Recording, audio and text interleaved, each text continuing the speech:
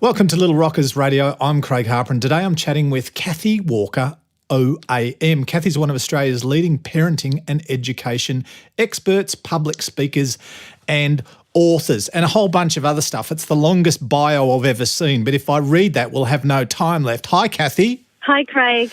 You're a very accomplished woman. I'm reading your bio. It goes for about 16 pages. You must be tired. I am tired, and I'm very old now. That's why it's coming.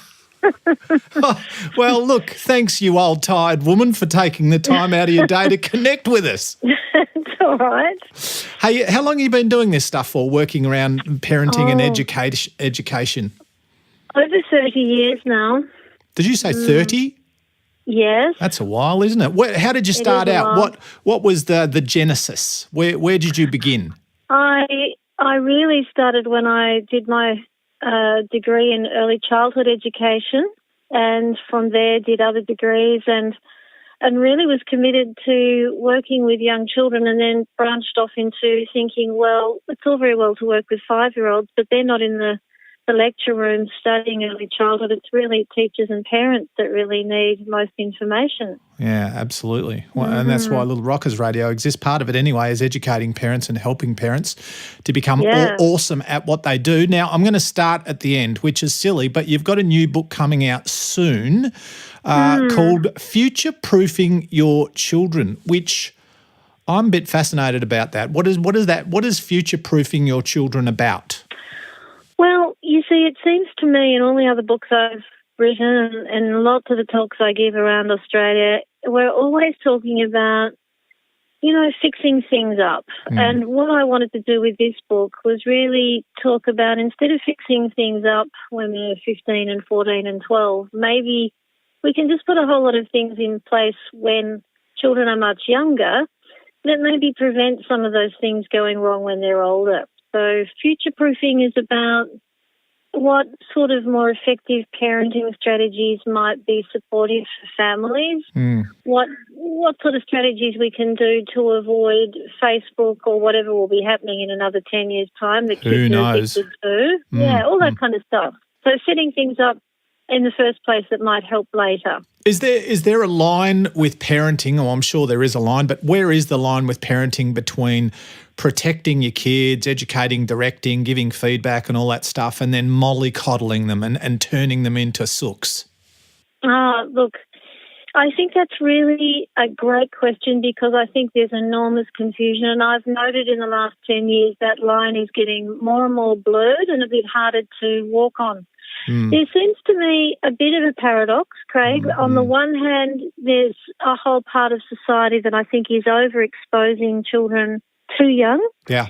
And children are kind of having expectations placed on them that I think are beyond their years. And then there's the complete other end of the continuum where, yes, there's an enormous amount of over-anxiety, over-protection of children not being able to perhaps take some ordinary risks, not even being able to maybe climb a tree or run around a park without people becoming hyperventilating. So I think there's both extremes happening at once at the moment. Now, I wanted to ask you a question off the back of that first question. I don't know if it's just in Victoria, it might be Australia-wide, but anyway, recently the AFL put a mandate in place that for junior footy up to a certain age, it might be under 10s, that in junior footy, and also we're seeing it in some other sports, that the powers that be don't want winners and losers. So we're not going to score. There's going to be no best players, no best and fairest awards, and there's going to be no results. And you're going to kick goals, but we're not going to keep score because we don't want anyone to lose. What are your thoughts on that? Yeah, I just can't stand it. It's like when I'm telling schools forever to stop giving ribbons to every child that runs in a race, even including the loser. It's like we're becoming so sanitised. Yeah. That's the irony too, Craig. People like me write books and we're asked to talk about resilience all the time, but we're becoming one of the most non-resilient communities I've ever worked in over all these decades. When you get to particularly 8, 9 and 10 and empathy is developing in your brain, it's a great age to learn about give and take, that sometimes I can try my best but I become a little disappointed. And I think it's very important that children learn about winning and losing, and that is life.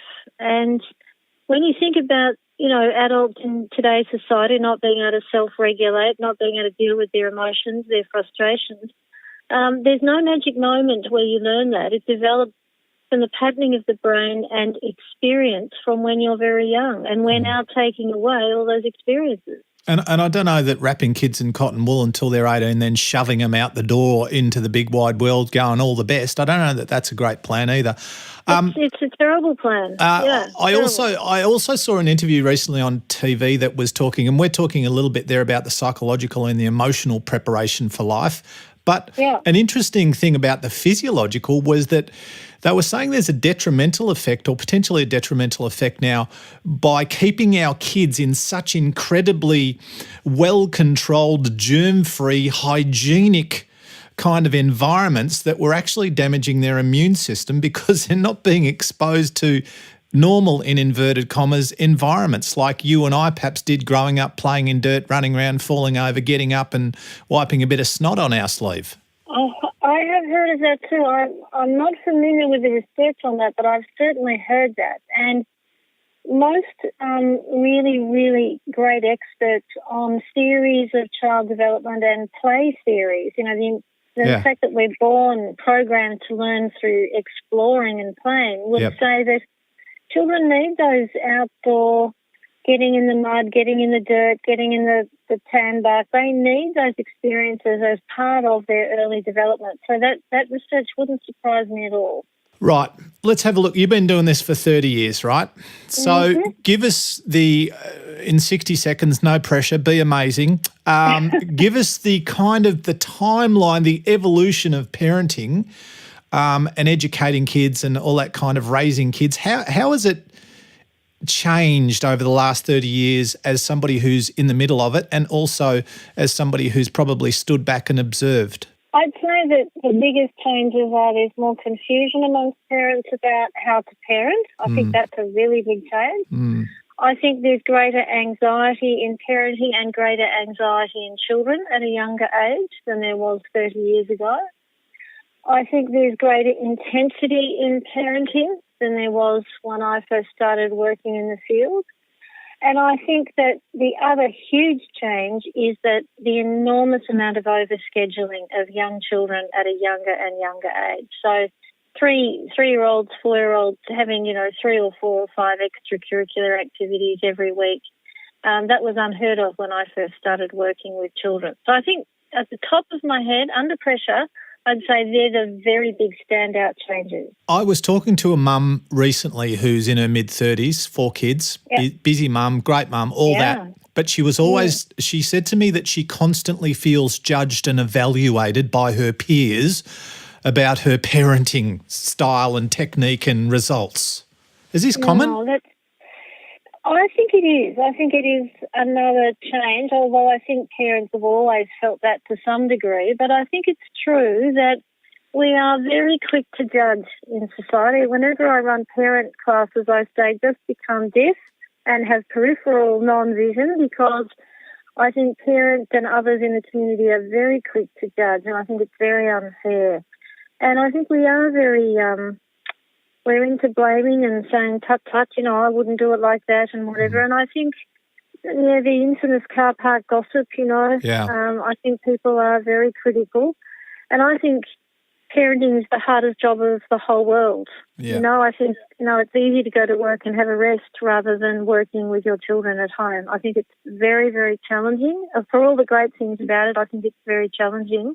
And I still believe we don't give enough support to parents. So I think it's fantastic you've got this show, this program, because I think it's very, very necessary. Yeah, we do too. So we're really proud of it, and we're working hard to develop some great content and connect with some great people like you.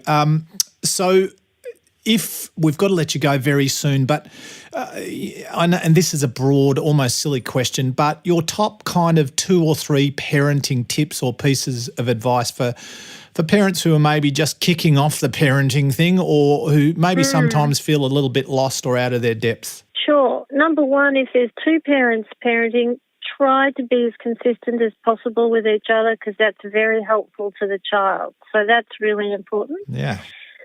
Number 2, never think it's a sign of weakness to reach out for support to other people. I think in Australia particularly, I notice we're very much, I better not say I'm not coping or I'm finding it hard. So I think number 2, always reach out to someone else for some support. Number 3, be gentle. I always say there's no perfect child, perfect parent, perfect family. So don't expect that everything's going to be like a Vogue living home. Yeah. That's okay. Yeah. It's all right. Fantastic. And finally, maybe just enjoy. Just enjoy because childhood is so fast and you can never get it back. Absolutely brilliant. And don't overthink it. Do we overthink? No. Do we overthink the crap out of all of this sometimes? I do. I think it's good to think and not just to always repeat everything that happened in the past. But I think that is absolutely true that you can overthink and overanalyze, and then you'll drive yourself crazy and your kids as well, probably. And we don't want that. We don't want, because anxious parents produce anxious kids. Now, you are one of Australia's leading public speakers. You're probably the leading speaker in this space. If people want to contact you or get you to come and talk to their group or their organisation, how do they find you? Do they just Google you? They can. Or do you have a website? Do you have a website? We do, yep. The website's just earlylife.com.au. And that book that's coming out later in the year, give it its shameless plug. Oh, thank you. It's future-proofing through Penguin Publishing. Absolutely fabulous. Kathy, we really appreciate you taking the time to chat with us on Little Rockers Radio. And hopefully, because you're amazing and so are we can connect again. Thank you, Craig, and good on you. I think it's a great program. Thanks, Kathy. Enjoy your day and we'll chat again. That was Kathy Walker, OAM. For more info on today's conversation, just head to Little Rockers Radio website and Facebook pages. Visit littlerockersradio.com.au. I'm Craig Harper.